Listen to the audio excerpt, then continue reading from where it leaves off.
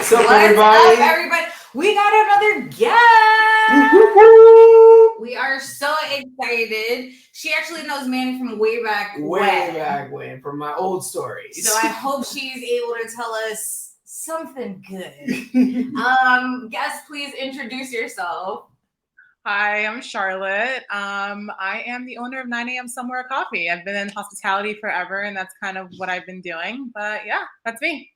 Awesome. Yeah, so I always kept in touch with you as far as social media. Like I would always see your updates, and I would always see the different things you got involved in. And when I saw that you started posting that you have a new coffee roast and everything, I thought at first you were just promoting it. But when I saw that it was your whole thing, I had to get you on. I had to, because I was talking about it for a long time. I was speaking to somebody who does that too. Also, he's like a huge coffee snob. Yeah. So. Yeah, No, you're a snob. The guest agrees. Sorry. I enjoy a good cup of coffee. Well, I agree. So, I mean, I think it definitely took everyone kind of, like, no one expected it, right? I've never been like a coffee snob, so to speak. I mean, I enjoy coffee. I enjoy at least like 3 cups a day type of thing. So I like my coffee. But I'm really simple too with my coffee. Like, I like Dunkin' Donuts. You know, I'm not really a big Starbucks person, but like I'm definitely a Dunkin' Donuts person, okay? Oh, are we best friends? I think we are. I agree. Sorry. Okay. Yeah, so it kind of came left field, but honestly, it was a little bit of a cop out on my end, and I'll tell you how. I've been opening restaurants and bars for pretty much a lot of my career besides the job that Manny and I used to have together. So I've always been in restaurants and I've always enjoyed that. And everyone has always been like, well, why don't you open your own restaurant or bar? Like, it's that easy, right? It's not. And so, you know, I just was trying to find my own way and my own path. And I was like, I'll never open my own restaurant. Like, I've opened restaurants for other people. I want to open my own restaurant. So I thought coffee shop is like the easy way out. I've had that thought before too. Really? Like, just get a cart and just go wherever people are waiting. Yeah. So the goal is to open a coffee shop one day and hopefully have a few in different places. But in the meantime, I decided to launch my coffee company and just launch it like as an online thing, and then maybe in stores. And I've been trying to promote it, and so that's how that came about. Well, this is something different too, because you're doing Touba coffee. Right? Yeah. Did I say it right? Yeah, you did. I mean, if you want to throw the accent in there, it's Touba, but yes. And so this one has a specific ingredient, like with the spices and everything, right? Can you? Yeah, it has. Yeah, of course. It has what's called Samb peppers. So it's literally roasted with peppers. And it kind of gives it this funky like taste, but it's a feel good thing, right? It's not like spiced coffee, but it's a little bit of spice, and you're like, oh, that's interesting, and it's really great. And I wanted to do something different. New York, I live in New York. There's a coffee shop on every corner, right? There's probably 4 or 5 coffee shops on every corner. So 12 donuts next to the coffee shop, across the street from a Starbucks. Yeah, exactly. It is hard out here. Yeah. Really, really hard out here. And I guess like part of me is not even sure whether I want to have the coffee shop in New York, you know, because there's so many. Absolutely. So, I mean, it was a way to kind of do something different, right? And it has a story behind it. It's very, it keeps me like rooted to where I'm from. It brings back memories of my grandmother. You know, my grandmother used to have it at home, and I hadn't been home in so long that I did want to do something that was like an ode to my culture and my family and my grandmother. And so, yeah, it means a lot to me. I totally get that. I read the About Me section or the About Us section on the website, and you talk about the 2-month trip, right?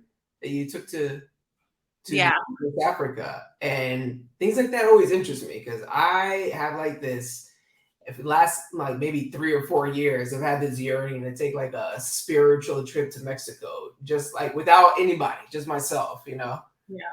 So what happened while you were out there in Africa? Like, was it more fun or more educational? It was more fun. So I lived there for a very short amount of time when I was younger, 7th through 10th grade. Oh, And wow. my family's out there, and all of my siblings are out there, and like a lot of my family is. And the last time I was there was in 2006. 2006, yeah. So it was like 14 years of me having, like, I didn't go back for 14 years. So I originally went because, I mean, we were in the middle of a pandemic. Towards the end of it, like when everyone was kind of going back out and like testing the waters a little after we've been stuck in the house for 3 or 4 months. Right. But I didn't have a job, and I figured this is the best time to go, right? Yeah. Like, I told you I'm going to start a coffee company. well, not necessarily. I went back to see family. Yeah. And I didn't think I really needed that trip, but it ended up being so much more. You know, when you get there and you're like, "Ooh, I got some issues within myself to kind of like get together." And like, Yeah. can you guys hear me? Yeah. Oh, okay, sorry. I thought I froze again. Yeah, and so just kind of, you know, and it was a very healing type of adventure for me.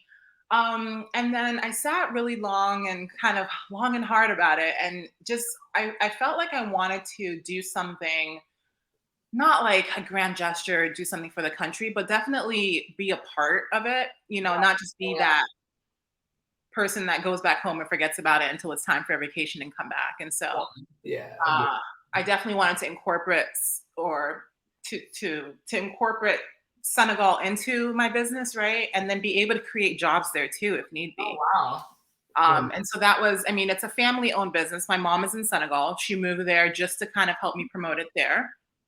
And she's doing very well in Senegal. I was just gonna ask, like, how did your parents feel about you, like, going, guys, about this like job thing? That's so cool. But I'm actually gonna be selling coffee. What? But that's so amazing that they saw your vision and wanted to be a part of that.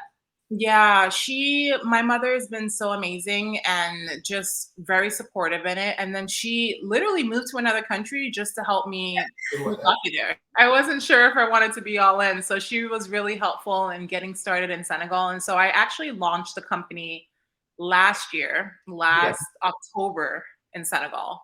And she's been doing amazing. And so it's my turn to kind of like, you know, get this market up and running. Yeah. So definitely definitely go get coffee, or else her mama gonna be mad. What has been so on social media, have people been telling you like any as far as feedback about this specific flavor? Because I noticed that when we started speaking about getting you on the show, you started having a different blend, right?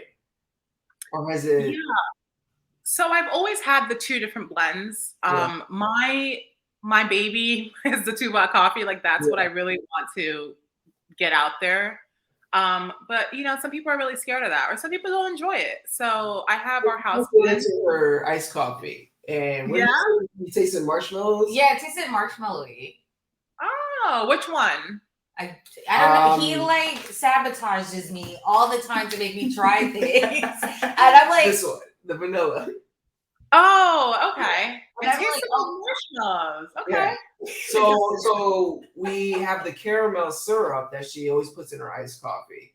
So I snuck this into her iced coffee a couple of nights ago, and she just had it this morning, and she said marshmallow, and I said, really? I know, because I've been having it hot over on a pour over, and I never tasted that. Then I tasted it, and I was like, you know what? I taste that, the marshmallow. I'm a very sophisticated palate, as you can tell. Have you gotten that yet, marshmallows? I have not gotten marshmallows yet. I get really earthy. You know, people say that it twists to it. Yeah. But no, I haven't gotten marshmallows. So now I need and I also haven't had it cold. So I need to make it. I've been trying to tell people I should be an influencer. It's summer, you know, so it's iced coffee season. No, you're so right. I would love to know what the process is to Yeah. get a coffee pack, to get it from a bean, or I don't even know how it grows. Like I said, I'm basic when it comes to coffee. Yeah, at what part do you step in? You're not from bean to bag, are you? No, I am not. I have a partner who sources the coffee for me. So the coffee is a house blend, and so it's Indian, like from Kenya as well, Kenyan, and then also Senegalese beans. And so he provides the house blend with the Indian and Kenyan. I provide the Senegalese one, and then roasting up the peppers and everything is where I start. And so I do all of the roasting. And then the cooling down and the packaging and the labeling and the shipping. How did you come up with 9 a.m.? It's Because business starts at 8. I get that all the time. People are like, well, why not 6 a.m.? Why not 7 a.m.? I mean, believe me, I want to start at 9. Sometimes I do. Oh my God. But I wonder why not. It's just, I really wanted to, first of all, 9 just happened to be the time that I really liked. It was between 6 a.m. or 9 a.m. So honestly, there's no like real science to that, or like how I came up with it. But it is an ode to just, and it sounds a little corny, but just to my hospitality background. It's 5 o'clock somewhere. Oh. And so I wanted to like, kind of go hand in hand and just do 9 a.m. somewhere. And it's a little catchy. So if I'm at work by 7 and I don't have my coffee by 9, I am definitely in a mood. Right. It's like what you grab right before you like run into the office or wherever you work at. And so it doesn't have to be something that you brew at 6 in the morning immediately, but And then it's also like you can have coffee at any time of the day, right? And so if it's like 8 p.m. and you're like, man, should I have coffee? Well, it's 9 a.m. somewhere. So have your cup. Old, I don't think I can do that. I don't think my body will allow me to have coffee. Yeah. I hear you. I'm in that like weird age of the 30s where like you're not that young and you're not that old, but you feel you're just like, but I used to be able to drink coffee, whatever the hell.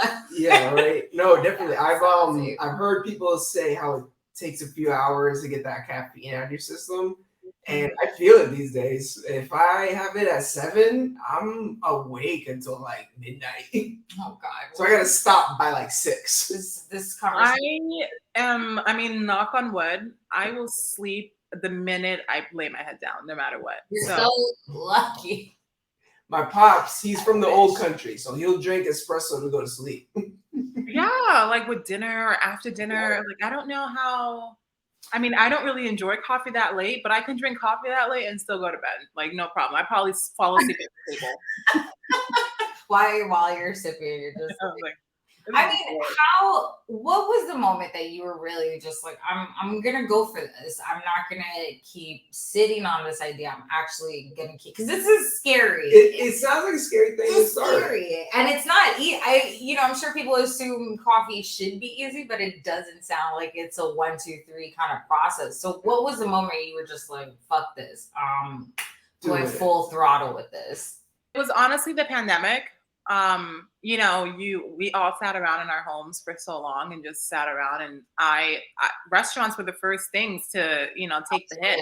Yeah, definitely. And I didn't have a job, and I just remember just being like, holy crap, what am I going to do with my life? And what am I going to, like, I was going stir crazy. I signed up for my MBA during the pandemic. I like decided to like, oh, this is when I'm going to work out and like get stuff done. Bro, didn't we all say that? I bought a scale. Yeah, I haven't touched it. Yeah, no, I was, lucky enough to just be able to really like zone in on what I wanted and then just do it because I had so much time on my hands. And the reason why I never started it before is because I was so busy with work, and that was always my excuse. And so work was out of the way.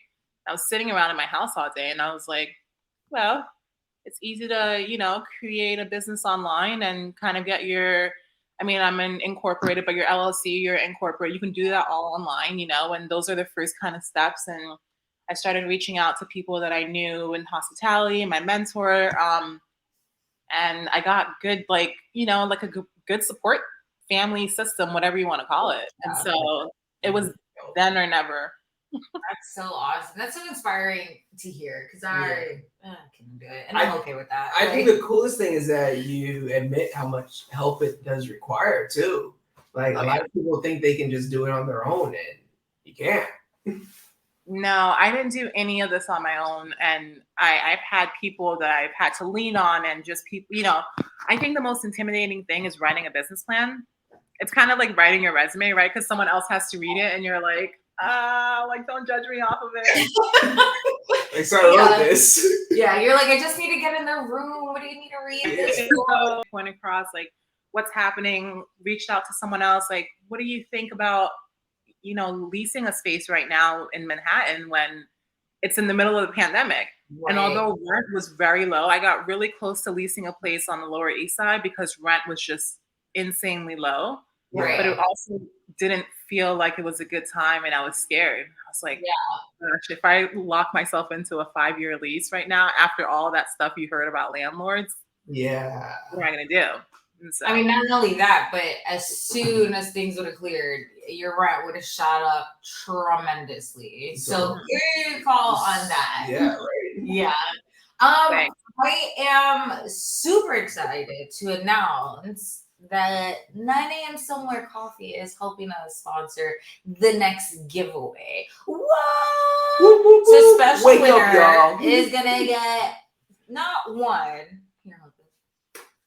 You got that? Not 2, but 3 blends. This really cute mug.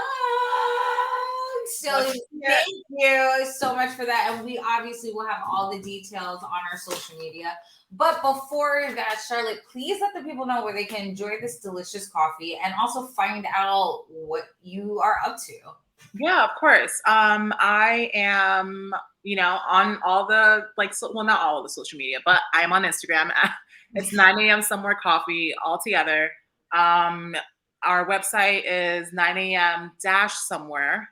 .com, and so you can buy coffee there. You can DM me on Instagram. I'll make sure you get it. I try to get people their coffee right away. For you guys, obviously, on our social media. And thank you so much for talking to us. I really hope this inspired someone somewhere to definitely stop the bullshit and do what it is that they've been wanting to do. So thank you so much for joining us. Guys, if you want to know what we're up to, you can find me at Facebook, Instagram, YouTube at Bubble Bath Stories, and you can find me at Nicky Trendz on Instagram. You can find me at Got No Time for This on Instagram. And if you're looking to join the conversation in style, you can get official merch at bubblebathstories.co. Charlotte, thank you again so much. Bye, guys.